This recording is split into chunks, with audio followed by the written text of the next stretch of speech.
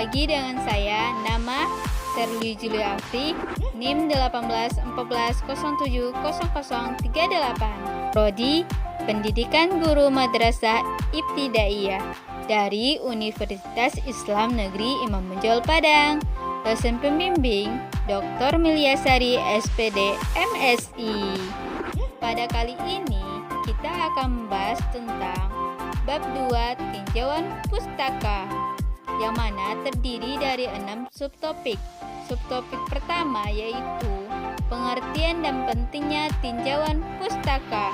Tinjauan pustaka adalah kegiatan yang meliputi mencari, membaca, dan menelaah laporan-laporan penelitian dan bahan pustaka yang memuat teori-teori yang relevan dengan penelitian yang akan dilakukan. Pentingnya kajian pustaka yaitu untuk menginformasikan kepada pembaca hasil-hasil penelitian yang dilakukan saat itu, menghubungkan peneliti dengan literatur-literatur yang ada, dan mengisi celah-celah dalam penelitian sebelumnya. Menurut Zubaidah, bahwa fungsi kajian pustaka meliputi mengetahui sejarah masalah penelitian, membantu memilih prosedur, memahami latar belakang teoritis masalah penelitian, mengetahui manfaat penelitian sebelumnya, menghindari duplikasi, memberikan pembenaran pemilihan masalah penelitian. Langkah-langkah yang dilakukan dalam penyusunan kajian pustaka yaitu menyiapkan butir-butir yang perlu mencatat informasi dari pustaka, menyiapkan sistematika pengumpulan informasi, mencari informasi sebanyak-banyaknya dari bahan kepustakaan maupun internet. Subtopik 2, bagian proposal atau persiapan penelitian yang membutuhkan kajian pustaka. Proses penyusunan proposal penelitian tidak lepas dari keterampilan mahasiswa dalam menemukan dan menentukan topik penelitian, menghimpun sumber bacaan atau referensi, pengelolaan waktu, serta konsultasi proposal dan revisi. Selain itu, peneliti harus mencari teori pendukung yang terkait dengan keberhasilan dan kegagalan program.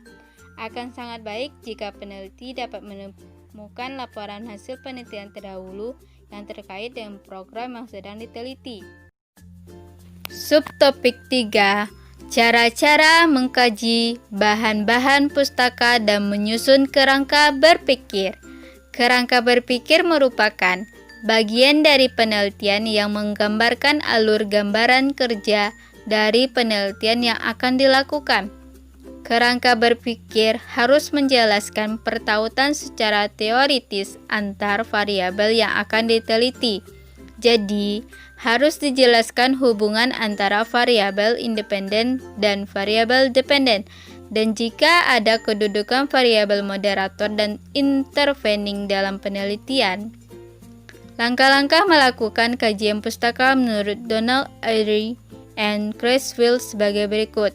Mulailah dengan mengidentifikasi kata kunci topik penelitian untuk mencari materi, referensi, dan bahan pustaka yang terkait. Membaca abstrak laporan-laporan hasil penelitian yang relevan bisa didapatkan dari sumber perpustakaan, jurnal, buku, dan proceeding. Membuat catatan hasil bacaan dengan cara membuat peta literatur. Ringkasan literatur secara lengkap berdasarkan peta literatur, sesuai dengan urutan dan keterkaitan topik dari setiap variabel penelitian. Membuat kajian pustaka dengan menyusunnya secara tematis berdasarkan teori-teori dan konsep-konsep penting yang berkaitan dengan topik dan variabel penelitian. Pada akhir kajian pustaka, kemukakan pandangan umum tentang topik penelitian yang dilakukan berdasarkan literatur yang ada, dan jelaskan orisinal dan pentingnya topik penelitian yang akan dilakukan dibanding dengan literatur yang sudah ada. Subtopik 4, aturan pengutipan penulisan berdasarkan body note, footnote, dan endnote. Body note. Pada teknik ini, sumber kutipan ditulis atau diletakkan sebelum bunyi kutipan atau diletakkan dalam narasi atau kalimat sehingga menjadi bagian dari narasi atau kalimat. Pada body note, ketentuannya adalah sebagai berikut. Membuat pengantar kalimat sesuai dengan keperluan, menulis nama akhir pengarang, mencantumkan tahun terbit, .2, dan nomor halaman di dalam kurung. Endnote. Pada teknik endnote, nama pengarang diletakkan setelah bunyi kutipan atau dicantumkan di bagian akhir narasi dengan ketentuan sebagai berikut. Membuat pengantar kalimat sesuai dengan keperluan, menampilkan kutipan baik dengan kutipan langsung maupun kutipan tidak langsung, menulis nama akhir pengarang, tanda koma, tahun terbit, .2, dan nomor halaman di dalam kurung, dan akhirnya diberi titik. Yang ketiga itu footnote atau catatan kaki adalah keterangan-keterangan atas teks karangan yang ditempatkan pada kaki halaman karangan yang bersangkutan.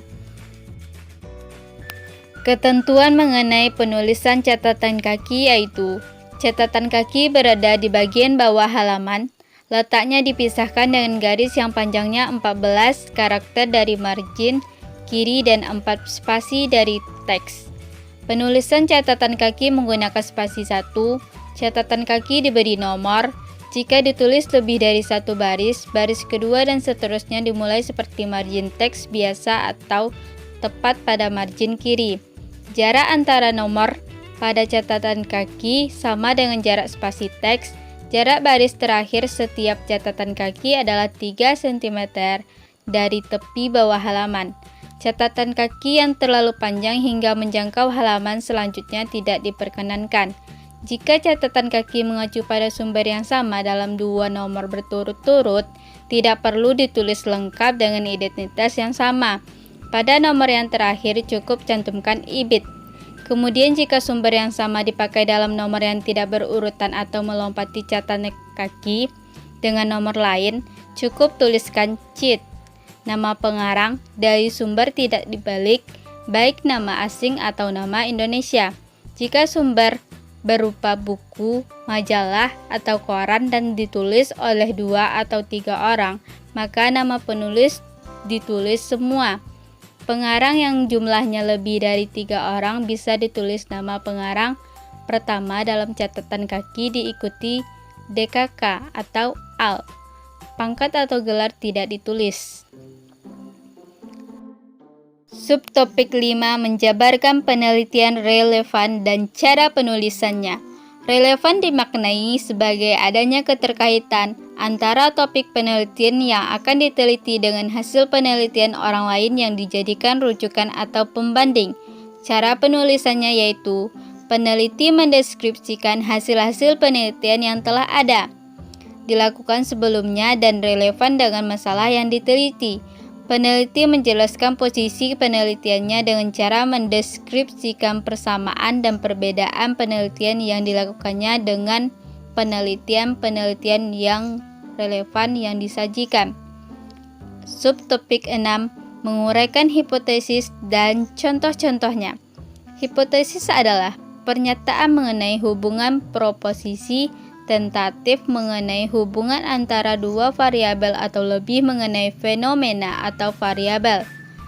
Tentatif yang dimaksud dalam rumusan tersebut mengandung pengertian bahwa hipotesis yang diajukan disebut harus diuji kebenarannya dan untuk pengujiannya dilakukan melalui penelitian. Pengertian lain menunjukkan bahwa hipotesis merupakan jawaban sementara terhadap masalah penelitian. Contoh hipotesis penelitian dan hipotesis statistik, yaitu terdapat hubungan positif antara kompetensi profesional dengan kinerja guru. H0-nya itu atau hipotesis 0, tidak terdapat hubungan antara motivasi kerja dengan kinerja guru. Hipotesis alternatifnya itu terdapat hubungan positif antara motivasi kerja dengan kinerja guru.